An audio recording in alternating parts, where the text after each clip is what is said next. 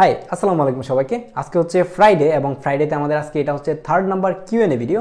এই কিউএনএ ভিডিওতে আমি 8-10টা কমেন্ট পিক করেছি যেগুলোর আনসার দেওয়ার চেষ্টা করব এই ভিডিওতে, এবং আপনার যদি কিছু জানার থাকে তাহলেও কিন্তু চাইলে কমেন্ট করতে পারেন যাতে করে নেক্সট ফ্রাইডেতে আপনার কোয়েশ্চেনের আনসারটাও দিতে পারি। আমাদেরকে প্রথমেই কমেন্ট করেছেন সৌরভ ইসলাম ভাই। উনি জানতে চাচ্ছেন Samsung Galaxy S23 ultra versus iPhone 12 pro max কোনটা ভালো হবে গেমিং এর জন্য।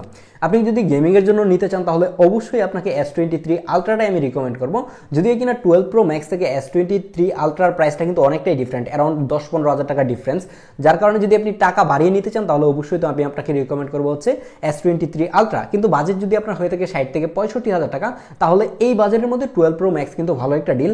এর অন্যতম আরেকটা কারণ হচ্ছে এটা ডিসপ্লেতে কোনো ধরনের রিস্ক নাই, ডিসপ্লে চলে যাওয়ার চান্স অনেকটাই কম, যার কারণে আপনি কিন্তু এটাকে সেফলি ইউজ করতে পারতেছেন। এটা একটা ভালো ব্যাপার। যদি আপনি অ্যান্ড্রয়েড নিতে চান তাহলে অবশ্যই S23 আলট্রাটা দেখতে পারেন, আর যদি iOS এ থাকতে চান তাহলে আপনি কিছু কম টাকায় পাচ্ছেন এবং 12 প্রো ম্যাক্সটা কিন্তু গেমিং এর জন্য এখন পর্যন্ত অনেক ভালো, কিন্তু দেখা যাচ্ছে যে ব্যাটারি হেলথ আপনি কম পাওয়ার চান্স অনেক বেশি। আরিফ সন্দীপ ভাই আমাদেরকে কমেন্ট করেছেন বাজেট 50,000 টাকা iPhone 12 pro or Galaxy S23।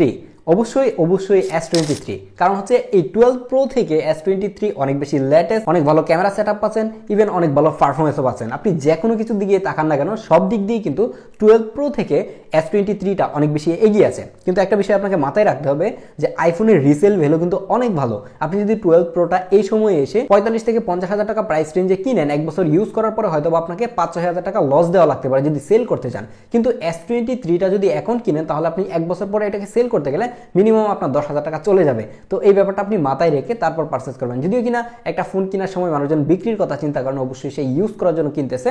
আপনি যদি স্টিল নাও ভালো পারফরমেন্স ভালো ক্যামেরা খুঁজতে চান তাহলে অবশ্যই S23টা দেখতে পারেন।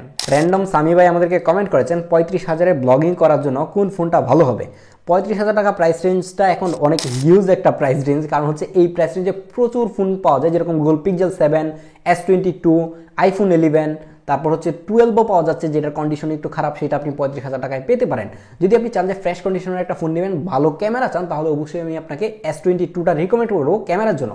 কিন্তু এই জায়গায় আপনাকে মাথায় রাখতে হবে যে S22-র মধ্যে এখন গণহারে গ্রিন লাইন পড়তেছে, তো গ্রিন লাইনের বিষয়টা আপনি মাথায় রাখতে পারেন। যদি আপনি চান যে আপনি একটা সেফ জোনে থাকবেন, যে আপনার ফোনে গ্রিন লাইন পড়ার চান্স কম থাকুক, তাহলে গুগল পিক্সেলটা দেখতে পারেন। আর যদি আপনি আইফোন লাভার হয়ে থাকেন, আপনি সবার মুখে মুখে হয়তো শুনেছেন যে আইফোনের ভিডিও খুবই ভালো, যেহেতু আপনি ব্লগ করতে যাচ্ছেন, আমি যার কারণে আপনাকে আইফোন 11টা রিকমেন্ড করবো। আমি জাস্ট বললাম যে 35,000-এ কি ফোন পাওয়া যায়, কিন্তু আমি আপনাকে শেষমেশ এখনো রিকমেন্ড করবো আইফোন 11টা জাস্ট ব্লগিং করার জন্য। কারণ হচ্ছে এটাতে যে আলট্রাওয়াইড ক্যামেরাটা রয়েছে সেটা দিয়ে যদি আপনি ট্রাভেল ব্লগ বানান, স্টিল নাও খুবই ভালো লেভেলের ট্রাভেল ব্লগ আপনি এটা দিয়ে বানাই ফেলতে পারবেন।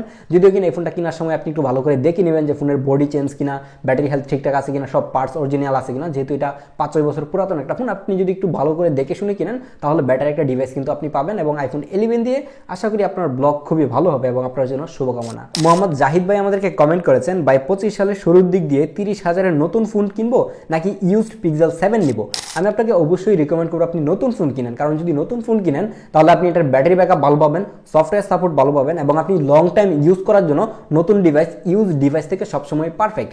কিন্তু এখন কথা হচ্ছে যদি আপনার রিকোয়ারমেন্ট এরকম থাকে যে আপনি ভালো ক্যামেরা চান, ভালো পারফরমেন্স চান, ভালো ডিসপ্লে চান, মেইনলি হচ্ছে একটা প্রিমিয়াম ফোন ইউজ করতে চান, কিন্তু আপনার বাজেট 30,000 টাকা, তাহলে অবশ্যই আপনাকে ইউজ ফোন কিনতে হবে, তাছাড়া কোনো বিকল্প নাই। কারণ এখন ফোনের প্রাইস যেই লেভেলের বাড়ছে, 30,000 টাকা দিয়ে ভালো ফোন কিন্তু নতুন পাওয়া যায় না বললেই চলে। তাছাড়া যদি আপনি অফিসিয়াল কোনো 30,000 টাকা দিয়ে ফোন নিতে চান সেটার অবস্থা তো আরো বেশি খারাপ, যার কারণে আমি আপনাকে বলবো যে আপনি আসলে কি করবেন ফোন দিয়ে সেটা আগে সিলেক্ট করেন। যদি আপনি চান যে একটা প্রিমিয়াম ফোনের স্বাদ নিতে চান তাহলে 30,000 টাকায় ইউজড ফোনের বিকল্প নাই, এবং 30-32 হাজার টাকা প্রাইস রেঞ্জে পিক্সেল 7 এখন বেস্ট একটা ডিল। সাকিব ভাই আমাদেরকে কমেন্ট করেছেন 8A কেমন হবে। তার মানে বুঝতে পারছি যে উনি হচ্ছে গুগল পিক্সেল 8 এর কথাই বলছেন, এবং পিক্সেল 8A আমার কাছে একদমই ভালো লাগে নাই। এর অন্যতম কারণ হচ্ছে এটা ডিসপ্লে। এটা সামনের দিকে যদি তাকানো যায় তাহলে আমার কাছে মনে হয় যে 15,000 টাকা দামের একটা ফোনের দিকে আমি তাকাইতেছি, এরকম একটা অবস্থা।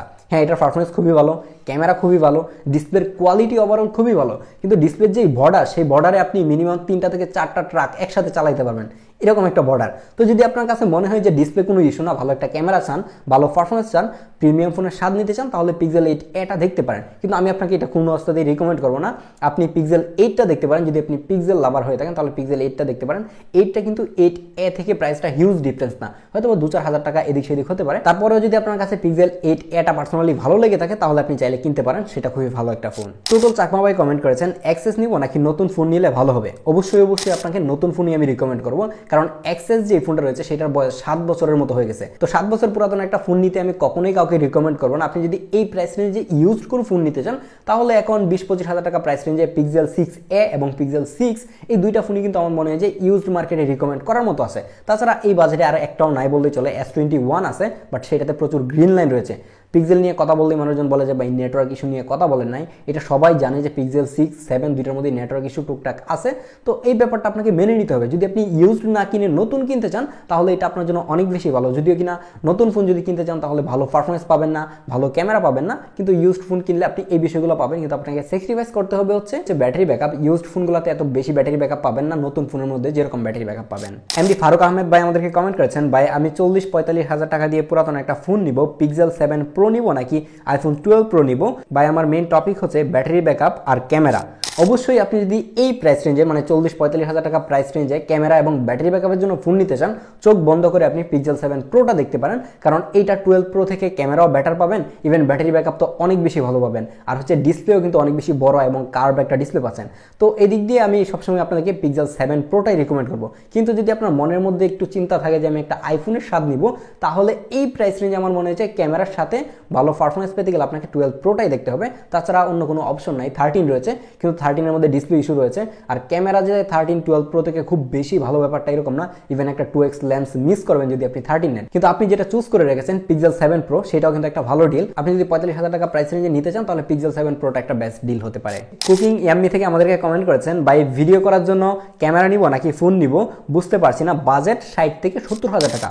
অবশ্যই ভিডিও করার জন্য সবসময় ক্যামেরা অনেক বেশি ভালো। কিন্তু এখন কথা হচ্ছে যেহেতু আপনি কুকিং চ্যানেলের নাম কুকিং ইয়াম্মি, তার মানে হচ্ছে আপনি হয়তো বা ফুড নিয়ে ভিডিও বানান কিংবা রান্নাবান্না নিয়ে ভিডিও বানান মোস্টলি।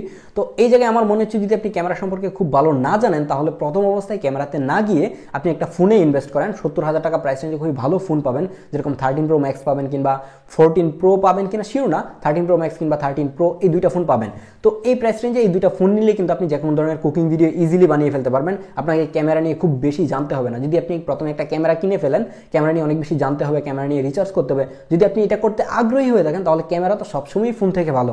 আপনার ইচ্ছে মতো করে লেন্স সুইচ করতে পারবেন, ক্যামেরা সেন্সর বড়, বেটার ভিডিও পাবেন। কিন্তু যদি এই ধরনের প্যারা নিতে না চান, ইনস্ট্যান্ট ভিডিও করতে চান, তাহলে সবসময় কিন্তু আইফোনটা আমার মনে হয় যে বেশি ভালো। পকেট থেকে বের করে যে কোনো জায়গায় আপনি ভিডিও শ্যুট করতে পারবেন। তো ভিডিওর জন্য এই প্রাইস রেঞ্জ এখন আপনার উপর ডিপেন্ড করবে। আপনি যদি ক্যামেরার প্যারা নিতে চান কিংবা ক্যামেরা সম্পর্কে টুকটাক জানেন তাহলে আপনি অবশ্যই ক্যামেরাতে ইনভেস্ট করেন। আর যদি এইসব প্যারা নিতে না চান, ক্যামেরা জানেন না, তাহলে আপনাকে বলবো অবশ্যই একটা আইফোন নিয়ে নিতে পারেন, কারণ আপনি ইজিলি সব ভিডিও করে ফেলতে পারবেন। গত কিউএনএ ভিডিওতে কমেন্ট করেছেন কিন্তু আনসার পান নাই, এই ধরনের মানুষজনের কাছে আমি সরি বলে নিচ্ছি, কারণ এক ভিডিওতে এতগুলো কমেন্ট নেওয়া কখনোই সম্ভব না। আপনি চাইলে আবারও এই ভিডিওতে একটা কমেন্ট করতে পারেন যাতে করে নেক্সট কিউএনএ ভিডিওতে আপনার কমেন্টটাকে পিক করতে পারি এবং আমাদের এই কিউএনএ এপিসোডে কিভাবে ইমপ্রুভ করতে পারি, ওভারঅল আমাদের ভিডিওতে কি কি ইমপ্রুভ করতে পারি সেগুলো চাইলে কিন্তু আমাদের এই কিউএনএ এপিসোডে ফিডব্যাক দিতে পারেন। আপনাদের ফিডব্যাক নিয়েই হচ্ছে যে আমরা ইমপ্রুভ করার চেষ্টা করব। আমাদের প্রতিনিয়ত ভুল হতে পারে, সেই ভুলগুলো যদি আপনারা ধরিয়ে দেন তাহলে কিন্তু আমাদের ভিডিও বানাতে অনেক বেশি ইজি হবে এবং আপনাদের মন মতো করে ভিডিও বানানোর চেষ্টা করতে পারবো। তো দেখা হচ্ছে পরবর্তী ভিডিওতে এবং আমাদের সাথেই থাকুন। আল্লাহ হাফেজ।